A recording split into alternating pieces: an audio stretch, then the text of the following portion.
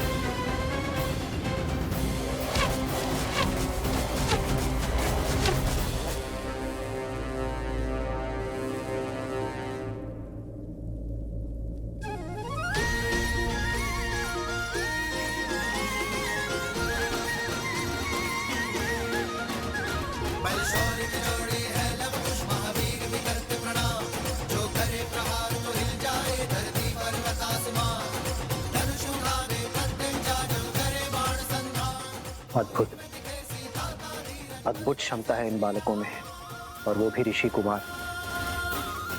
इस आयु में ऐसे धनुर्विद्या का प्रदर्शन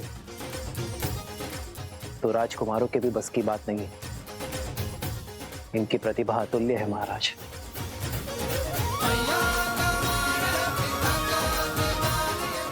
अरे रुको,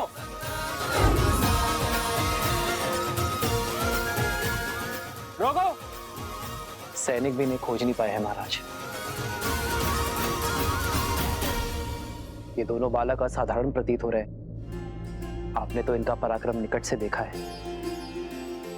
किंतु अब मुझे उन्हें प्रतियोगिता के अंतिम चरण को जीतते हुए निकट से देखने की इच्छा हो रही है। मैं स्वयं उन्हें खोजने की इच्छा रखता हूँ। अवश्य, मैं भी आपके साथ चलता हूँ। आपका यूं अतिथियों को छोड़कर जाना उचित नहीं होगा।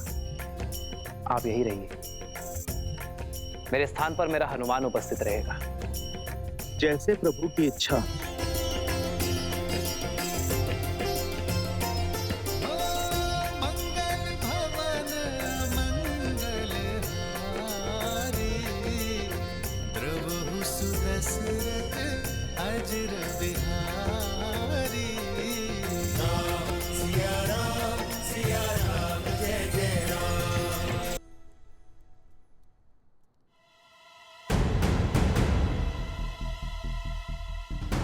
कुश, चलो प्रतियोगिता क्षेत्र के तनिक निकट चलते हैं।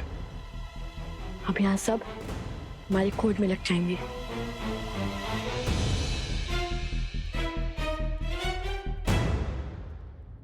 अद्भुत धनुर्विद्या का प्रमाण देते हुए हमारे गुप्त प्रतियोगी ने दूसरा चरण जीत लिया है, और इसी के साथ हम आ पहुंचे हैं स्पर्धा के आखिरी चरण में। अब देखना यह है कि इस अंतिम चरण में वो हमारे समक्ष आते हैं या नहीं। तो ध्यान से सुनो, इस चरण में महाराज जनक का अश्व, जिसे आसपास के सभी 12 राज्यों में सबसे तीव्र होने का गौरव प्राप्त है, उसे बिना क्षति पहुंचाए रोक पाएगा, वो होगा प्रतिस्पर्धा का विजेता।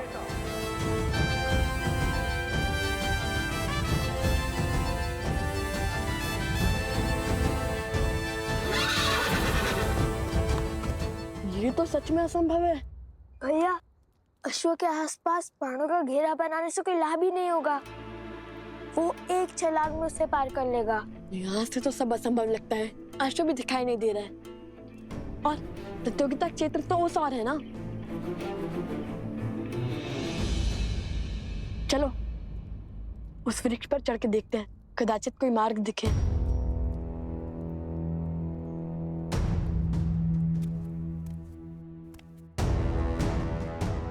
सैनिक आ रहे, धनुष छुपाओ। ये लो।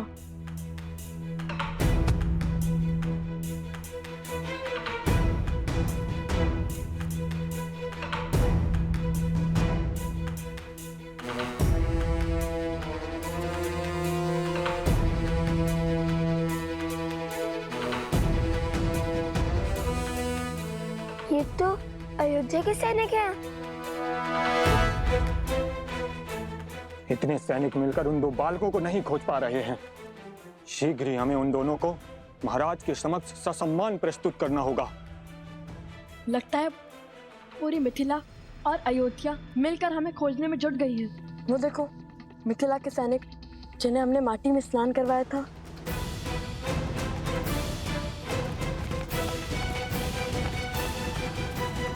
ये अकस्मात रुक क्यों गए? लगता है राजघराने से कोई आ रहा है।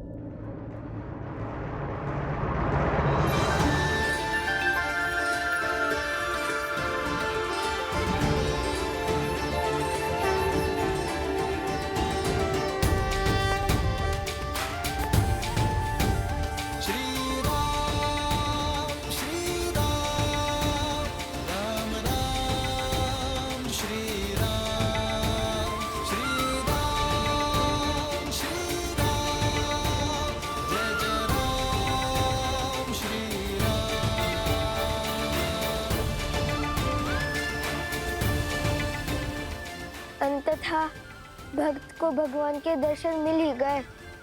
हमारे आराध्य, हमारे भगवान,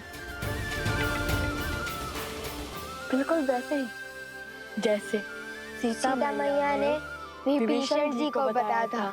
श्री रामचंद्र कृपालो भजमन हरण भव भय दारुणम। नवकंज लोचन कंज मुख कर पदकंजारुणम। कंदर्प अगणित अमित छवि नवनील नीरज सुंदरम। पटपीत मानहु तडित रुचि शुचि नौमि जनक सुतावरम।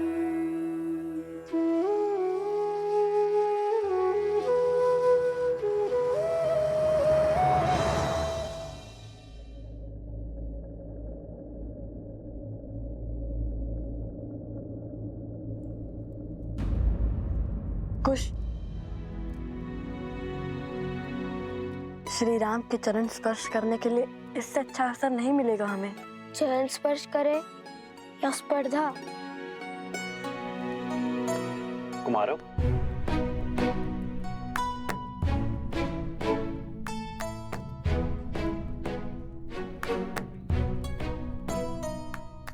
आभास होता है ये भार बहुत अधिक है। लाइए मैं सहायता कर देता हूँ। नहीं नहीं नहीं, हम स्वयं ले जाएंगे। प्रतिदिन का कार्य है भद्र। आप दोनों बड़े परिश्रमी प्रतीत होते हैं।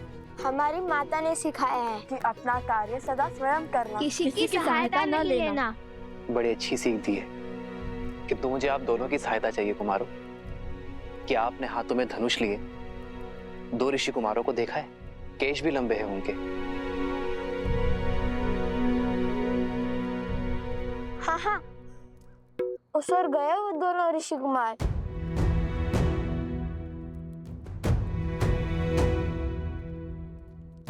धन्यवाद। अपने पिता के चरण स्पर्श करके आशीर्वाद लेना हमारे पुत्रों की नियति में नहीं, किंतु ये पुष्प वो दोनों ही लेकर आए हैं आर्य। इसमें उनका स्पर्श है, स्वीकार कीजिए।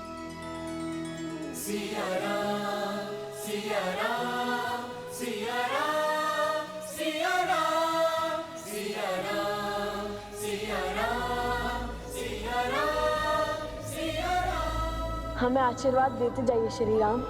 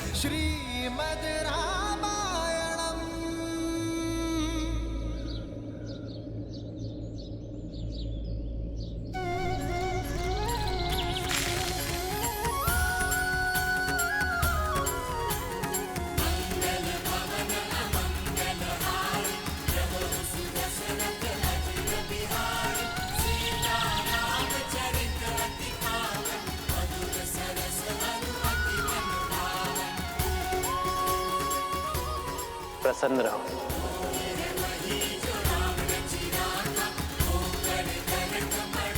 चिरंजीवी रहो, यशस्वी रहो।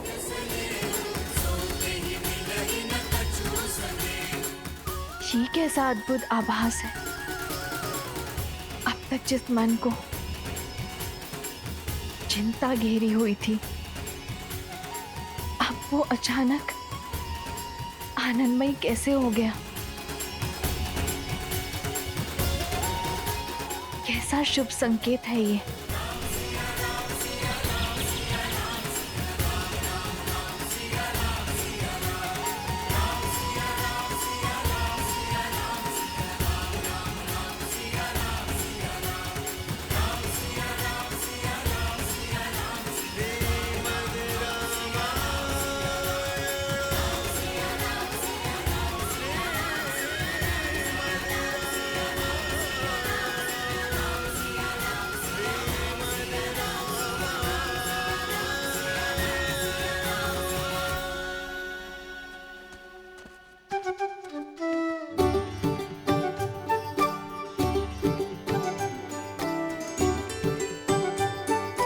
बुरी बात, असत्य क्यों कहा तुमने?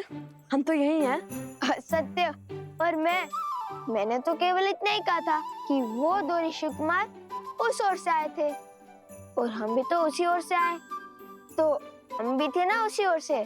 सत्य को तर्क में मत उलझाओ कुश। श्री राम से असत्य कहा है तुमने। प्रतियोगिता जीतने के बाद जब हम प्रभु श्री राम से मिलेंगे तो हमें उनसे क्षमा मांगनी होगी, समझे तुम? समझ गया भ्राताश्री। अब चलिए, वहाँ कोई सैनिक नहीं है। चलो।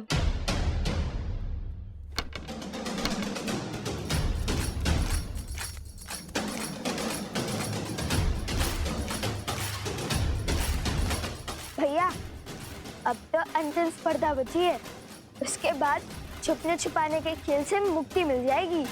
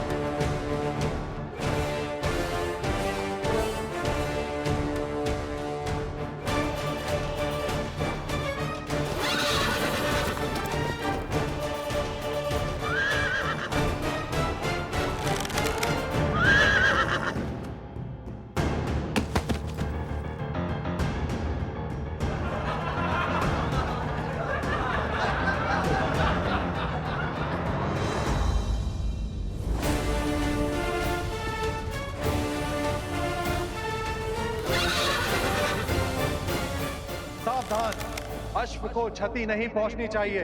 जानता हूं, मैं तो केवल इसे भयभीत कर रहा था।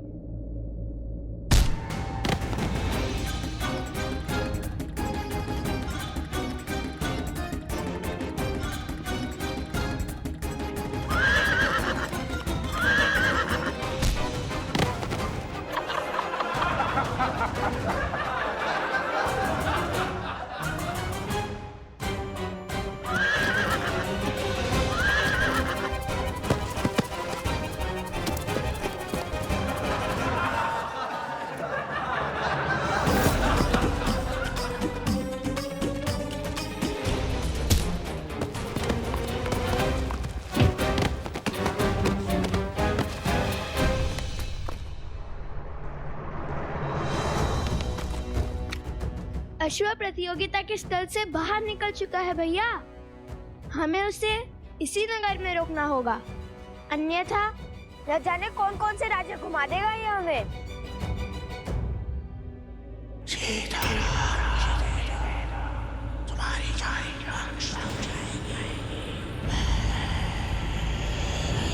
ये किस राक्षसी शक्ति का आभास हुआ मुझे?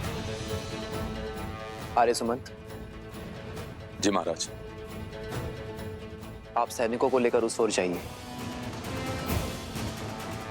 मैं यहां देखता हूं। जी महाराज। भैया मुझसे लक्ष्य तो भेज दिया, किंतु इस अश्व को कैसे रोकेंगे?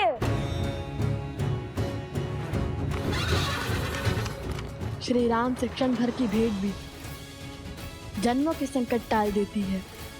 तुम देखना, उनके दर्शन का लाभ अवश्य मिलेगा हमें। किंतु उन्होंने तो कभी कोई अश्व नहीं रोका था। रोका था क्या?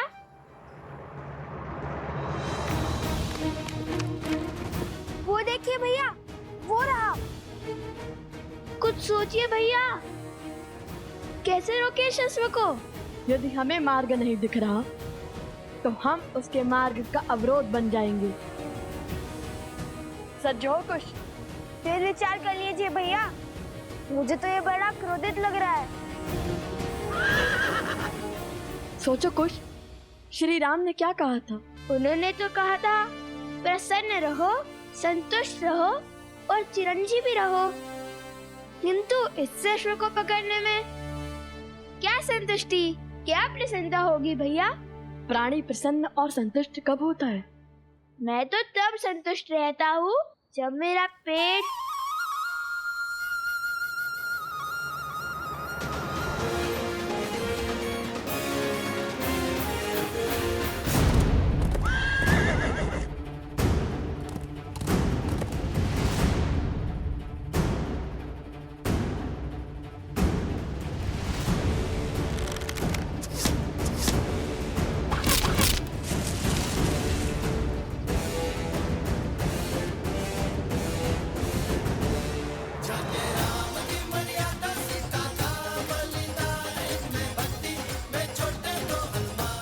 प्राणी तब संतुष्ट होता है जब उसका पेट भरता है।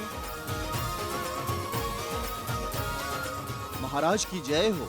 महाराज, दोनों ऋषि कुमारों ने अश्व की भूख मिटाने के लिए उसके आगे पत्तों का भंडार लगा दिया है। अब वे अश्व को लेकर प्रतियोगिता क्षेत्र में आ रहे हैं महाराज।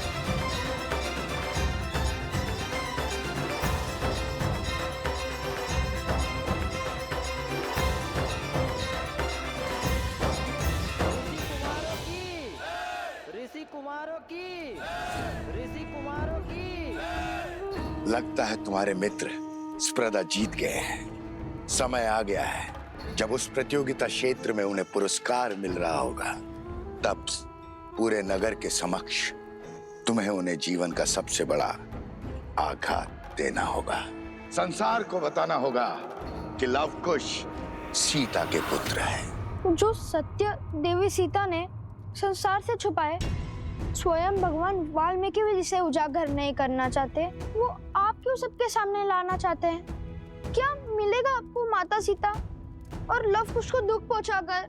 जिज्ञासा,